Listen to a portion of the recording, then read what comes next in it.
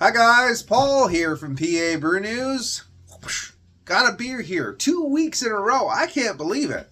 Actually, I did see, just to add to my amazement, I did see that Other Half did another collaboration with New Trail Brewing too that I saw online. I haven't seen it live and in person yet, but one thing I did see is the beer that I'm going to review right now, and again, I haven't found too many beers to review. I found a beautiful one from New Trail that I really enjoyed.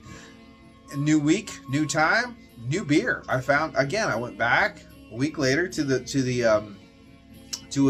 not the same one. I went over to Maloney's outside of Danville. I just sort of stopped in because I need to pick up some soda for the kids, and I just happened to see this from Troegs. Look at this. This is Storm the Field, West Coast style double IPA. Are you kidding me? Are you kidding me? Okay, all those the words are the words that I'm excited about. I'm so excited to try this. I'm epically excited. I mean, if anyone knows about the hops that I just planted, Simcoe, or I planted Cascade, Centennial, and Chinook. Right there. Cascade, Centennial, and Chinook.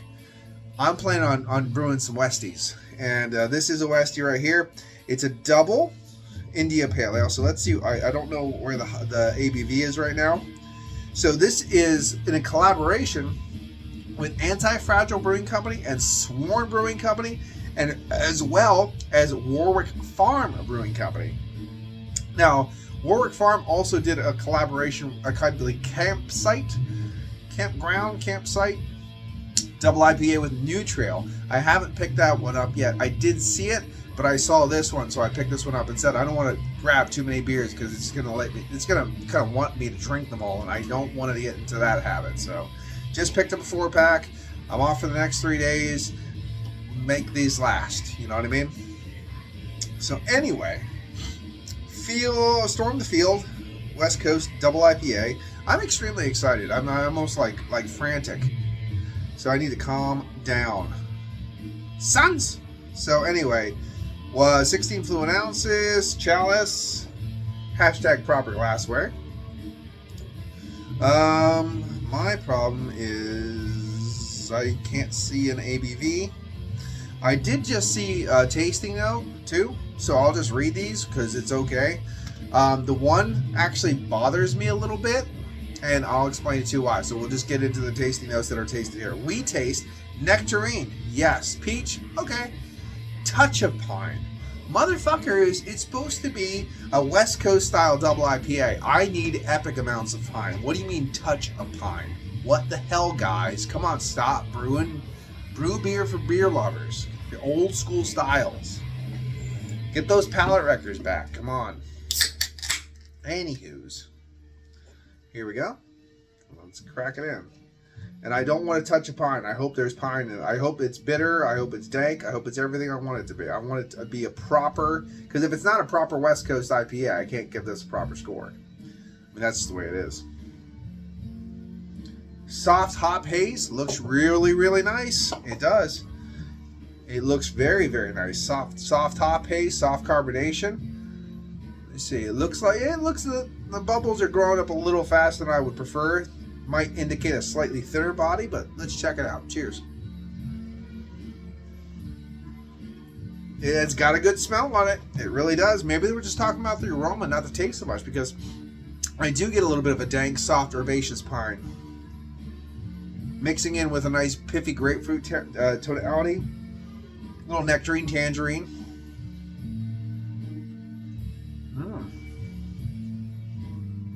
Yeah, a little resinous, herbaceous. Nice earthy pepperiness as well, mixing in with, again, that pine. Listen to Rauchnacht right now, and I'm going to sip on this. Cheers.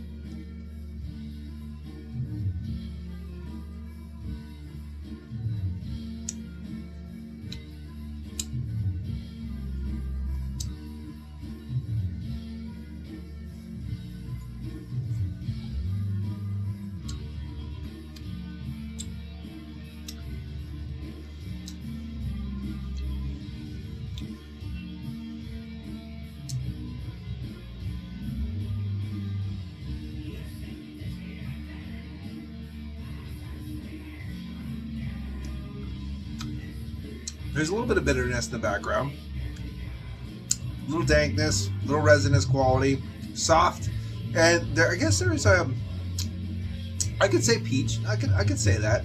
Get a little bit of like a mango flesh / stone fruit peach style in there in the middle. A little bit of grapefruit right at the front. Goes into that kind of nectarine tangerine vibe as advertised. This beer is a little bit just yeah. It's a little lack. I mean, it's nice. It's a nice beer.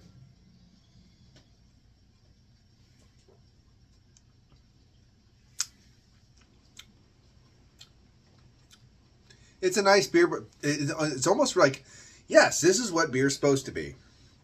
Like, I can understand. I can see at let's say Troegs. Not using Troegs as an example because we do know the history of Troegs, but take Troegs.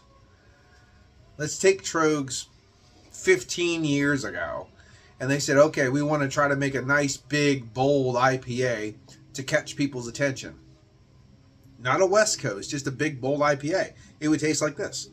And they would think, wow, this is a really nice IPA. I think, I mean, honestly, Perpetual and stuff like that might even have a little bit more of a earthy, bitter back than this does.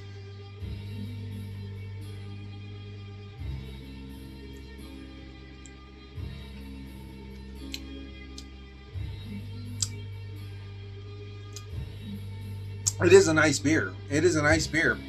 Would I give it like, would I give it that green flash mark of approval? Absolutely not. Like one of the quintessential West Coast from back in the day. Would I give it that? Would I give it the fresh double jack? Absolutely not. It's not in that area. It's just a good beer.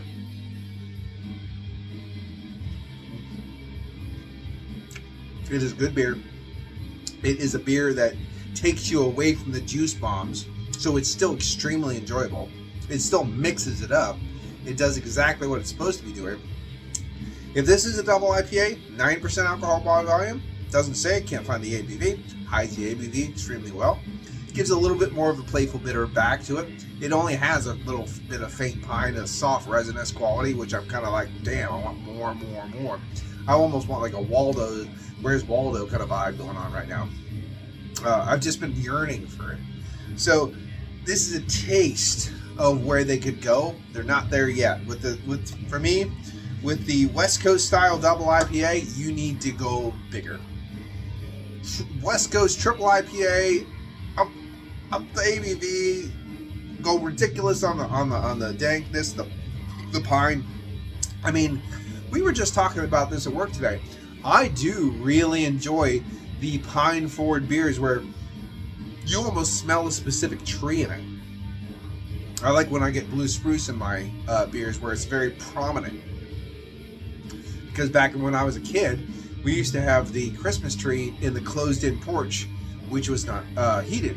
So it was cold air, cold blue spruce kind of tonality. And you get that in a beer. When I do, it harkens you back to my childhood. It just gives me all those nostalgic reminiscences of unabashed youth and glory. You know what I mean? So I think, yes, you need to up the pine.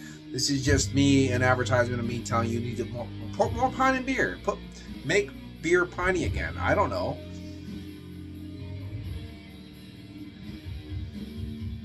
Yeah. My biggest thing, and correct me if you've watched this long, please comment. West Coast style double IPA, faint a touch of pine. Those are contradictions in terms. That's not anywhere, you know what I mean? Like, what the fuck? And I think I hate when they put the word style. West Coast double IPA. Boom. You're going to get exactly what you want. Put the word style in there. Well, we're just going for the style. It's not really, you know what I mean? Ugh, God.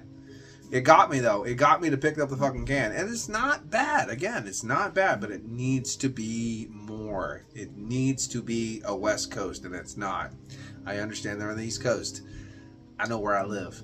But, damn.